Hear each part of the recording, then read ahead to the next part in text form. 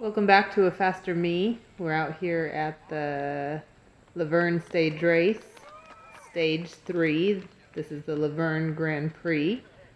And we did our kind of announcement Call-ups. Over to the side and not on the course because we were running a little bit late, but they called the leaders up. Actually, this is the first race that you've been in where they actually do call-ups, and the peloton cannot go to the starting line until they call up the race leaders first. So I was not prepared for what happened right here, and it just started with a sprint. I was cold, did not dress correctly for the weather. We waited about an extra 10 or 15 minutes, and starting here, I just was out. I was here behind Melissa, just not really mentally ready for what you see happening as I'm getting dropped. Yeah, this was definitely like a Zwift type start. I saw you hit 400 and something watts, and that's what it looks like. It looks like it was a good, 10 seconds of 400 watts from the front group, and now everybody's playing catch up. Yeah, and I'll tell you, how I felt actually was not how I performed. So yeah, you'll see I have the opportunity to jump on a number of wheels right there. I think that was Feline. I did not jump on her wheel. Here is Sage. I don't jump on her wheel. Another wheel that's going by a little quicker. Not sure I can, but my legs actually felt pretty good after the stage race, better than I anticipated. I think fitness was pretty good coming in. But yeah, I don't know if I'm cold, not mentally paying attention, I don't know what. And then here is my most disappointing move. Marlena comes by at a pace.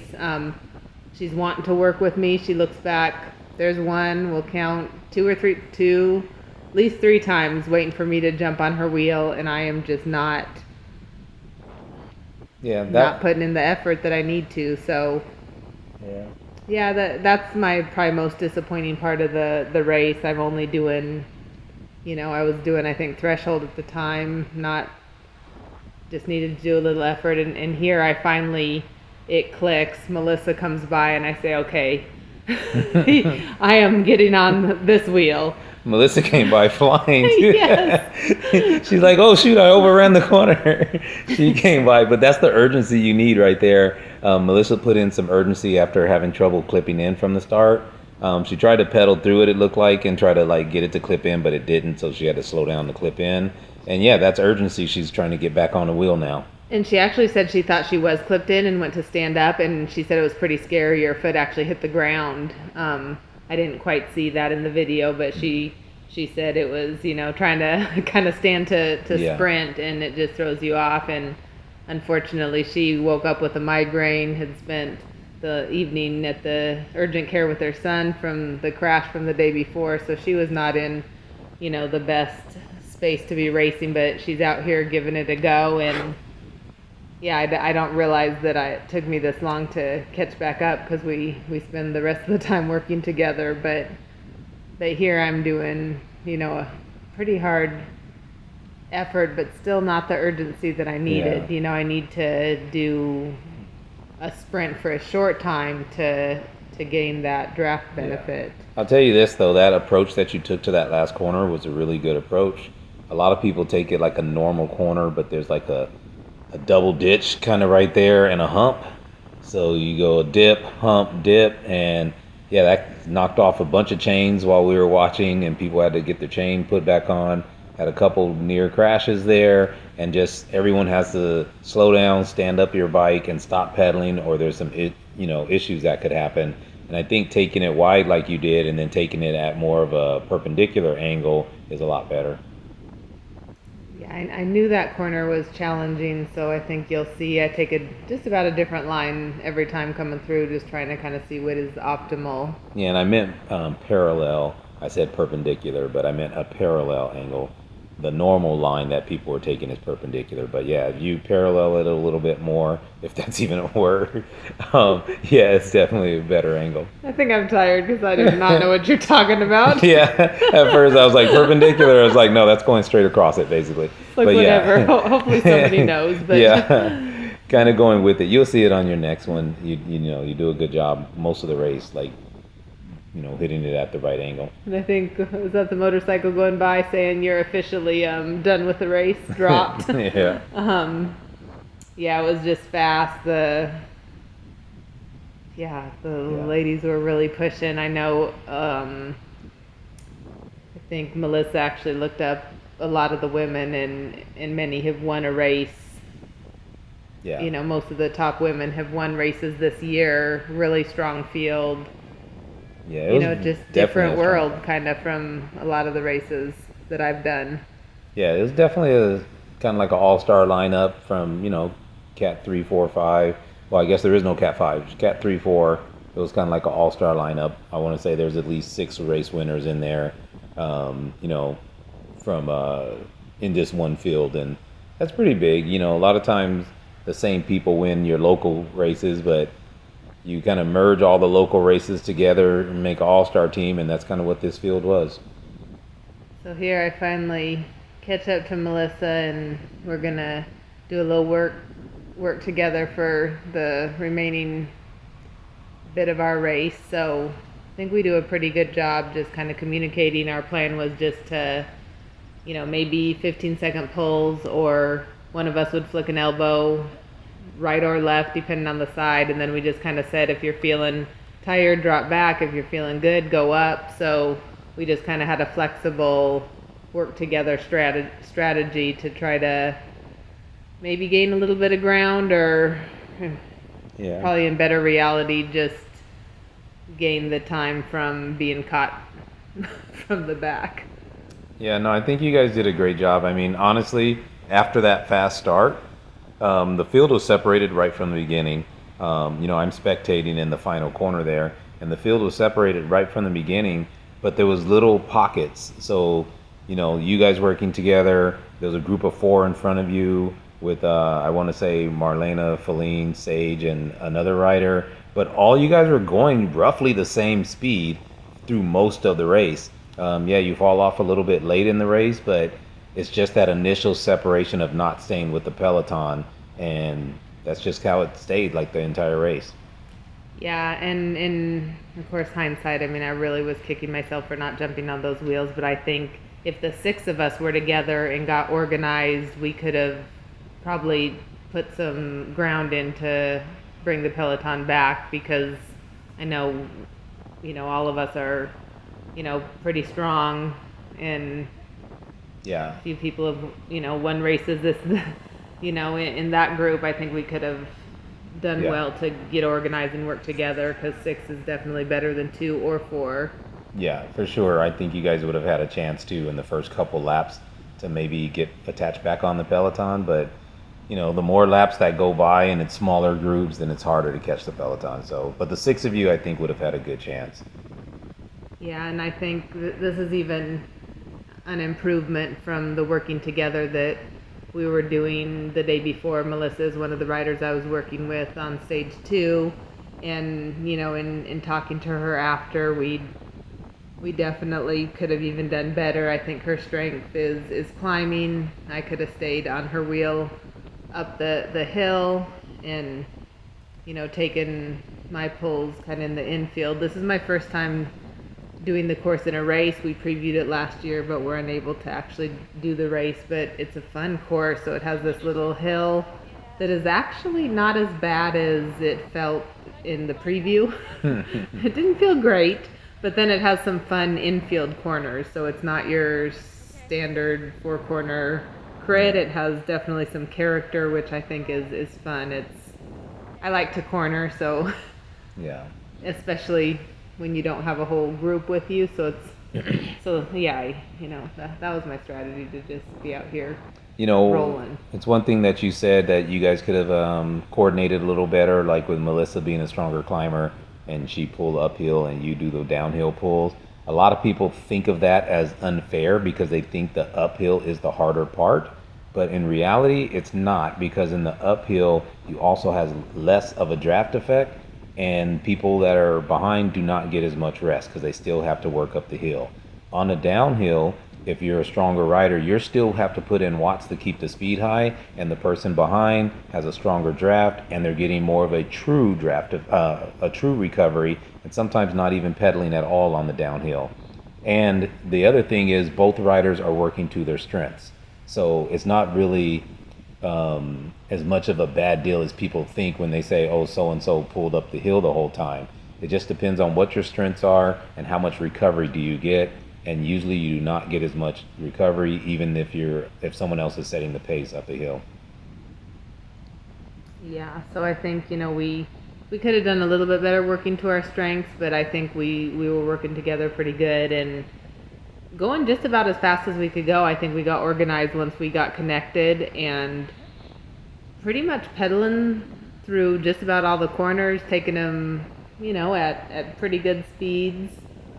Like I said, the corner going into the last straight, I think both of us, depending on who was leading at the time, we were taking slightly different lines, but I also knew that for us, a little bit less dangerous just going through there with two people versus, a large group. I think it was a junior race. We actually saw one guy go up on the curb, was sure there was going to be a crash, and there wasn't. I mean, pretty excellent bike handling skills by that rider, whoever, he was.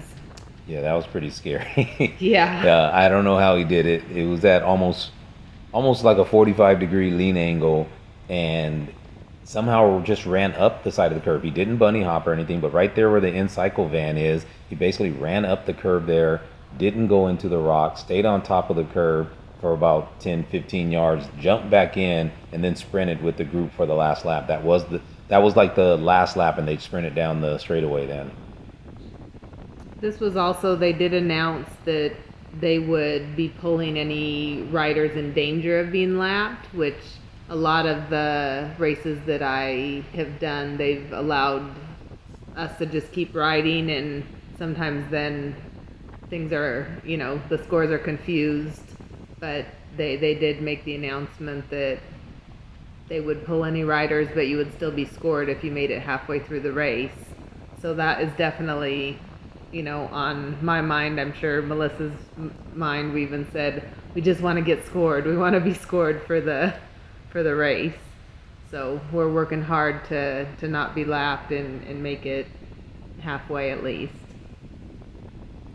Yeah, and like I said, you guys are doing great. So just one thing that's kind of I guess it's not off topic, but I'll pull it out of the blue a little bit. Is like often people joke about being frenemies, and one of the reasons why they say that is because even though you're not on the same team, you're going to form a bond sometime out here for mutual benefit, but also at some point that friendship gets broken to try to cross the finish line before everyone else. So one of the things to be mindful for when you do work together in a group is how long you pull, and often people will pull until they're tired, which is the wrong thing to do. You don't want to pull until you're exhausted and then flick an elbow or anything. You want to have a set time. Obviously, if there's more people, you take shorter pulls, but you never want to take like a really long pull where you're exhausted and then your frenemy attacks you and you won't have anything to respond. Yeah, I don't know if it was that lap or the lap before. I asked how she was feeling up the hill because I was starting to think of trying to use strengths because I was pretty tired up the hill. And Melissa took it to, I'm good at this pace. If you want to go on, go ahead and go on. And I said, no, I'm good. Yeah. But she said, I can keep going like this for a long time. And I said, I can too. So we were both, I think, working it, I wouldn't say our max, but with what we had. Yeah. But to still be able to sustain it.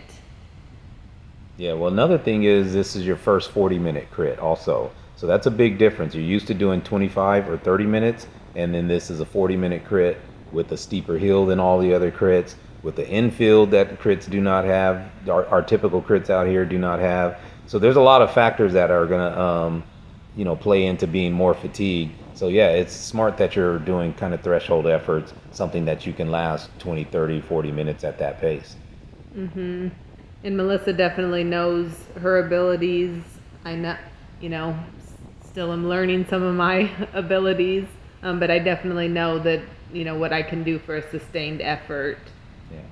I think on the downhill, though, you probably should have done a little bit more watts because, the Peloton's probably doing 26, 27, 30 miles per hour downhill, and you guys are doing 24, 25. Everybody's giving hard effort up the hill, but on the downhill, it's kind of hard not to reach for a little recovery, but that's the time that you have to keep the momentum and keep the speed going. And just like when you're doing interval training, the downhill is always a little harder because that tension goes out of the bike and you have to actually force the power and keep the momentum going. Yeah, for sure. I mean, it was just a little disappointing overall because I felt like I didn't give it all that I could have, especially in the beginning, and then with the 4 wheels, that go by, but just knowing how hard of an effort I gave the day before and then feeling pretty good, surprisingly, because I've only done a couple, multiple days in a row of racing. So, but, you only have that opportunity once. So once it's gone, and, it was definitely a growing, learning experience. Well, one of the mottos from my coaches at Cinch, who I switched to this year, is there's growth and there's practice. When things work out the way you want them to or the way you can do, that's just practice because you already knew you had that ability. So it's not anything special, it's just practice. When things don't work out the way you want to, that's growth. And this is just growth right here. This is an opportunity for growth. Now you know that you get top level riders in the field. It's never going to be easy. They're going to press people right from the start. And I think you'll be ready for it in the future. Yeah, this is where I just, in some areas I'm really strong mentally, but I allow little things to bother me. So just not having the right gear on and being cold to start with. Don't really like to be cold. I'd rather be warm riding. But you got to let that go. You got to focus on the next thing and race your bicycle. Exactly. Look at that elbow flick. Yeah, no, you guys are going good. Also, this weekend, I mean, there's a lot of weird things this weekend. So we probably all know that it's the first time that this race is back in 2 years. It used to be the San Dimas stage races. Now it's the Laverne stage races. It switched promoters. Majestic's now running this. And there was some hiccups here and there. I mean, the cancellation of the first day and then just some on-course issues. But overall, I think the surprise of the event with this many riders and this many top-level people is there weren't that many crashes. There was a big crash in my race, the 3-4 on the day 2. And I believe there was only one crash all day in the crits, and that was in this race where I believe a rider named Nicole crashed. And she was able to get up and finish the race, though. And I think that's it for the entire weekend. I think there was just 2 crashes that I am aware of. Which, especially with this last corner, it's amazing there were not more crashes. Seeing people's tires skip and, kind of scary to watch on that last quarter because it just seemed like there'd for sure be more crashes there. Yeah, on the last lap, coming into the last lap of this race, one of the girls' tires kind of skipped and forced her to go straight in the group that Feline and Marlena are in. And then, so then Feline had to check up from hitting the girl. Then Marlena almost hit Feline. And it was kind of funny because all of them saved it. And we just thought for sure they were going down. And they all saved it and managed to sprint, to the finish as well. Mm-hmm. And I think Sage took advantage of winning that little that little sprint, little group because of the hiccups there. So I know she said I felt like I won, but I didn't because we were off the back. But that's what you kind of turn to. Your goals change. You try to then beat the people you're working with. Yeah, that's all you can do. I mean, yeah, there's always races within a race. For sure. How much we've been going? About halfway now, so I think there's was there 5 laps left? Yeah, I think there's roughly 4 or 5 laps right now left in the race. Maybe 6 or so. I can't remember, but I mean, you got like 5 minutes left in the race or something for your race. Yeah, so unfortunately this is the last lap we get to do before getting pulled, so maybe 2 more? Yeah, maybe this might be your second to last lap. I don't know if it's for sure the last lap or not. You're gonna have like 4 minutes left, and could be. Yeah, actually, it probably is the last lap because it's like 3 minutes or 3 minutes plus per lap. I think the pro men were doing it in like 2 minutes and 40 something seconds. So it's a pretty big lap actually. Yeah, I got distracted a little bit, but you mentioned Nicole from, I think Lagrange is the one who went down, and she ended up 3rd overall. So great job to her for crashing, getting back in the race, and ending up 3rd in the The GC. So Marjorie and Caitlin were 2 riders who they had the jerseys and they took 1st and 2nd. So just like we talked about, a stacked field with a lot of really strong riders. So Yeah, for sure. I mean, yeah, really stacked field. There's a lot of strong women in this field. I mean, from Melissa Haley, you got Naomi, you have Tina, Catalina's won at UCLA. I'm sorry, not Catalina. Camila won UCLA. I mean, there's a lot of race winners in here, and it was hot. I mean, that's not even including the girls that won this actual event. So, and you got the girls from Tehran also that were really fast. There's just a lot of. This is a stacked field for category 3 and 4.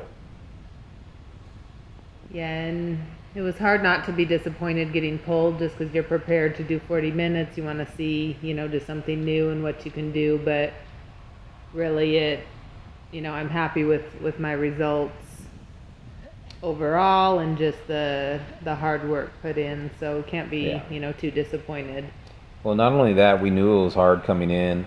You trained the last couple weeks for this event. Your goal was top 20, and what did you get?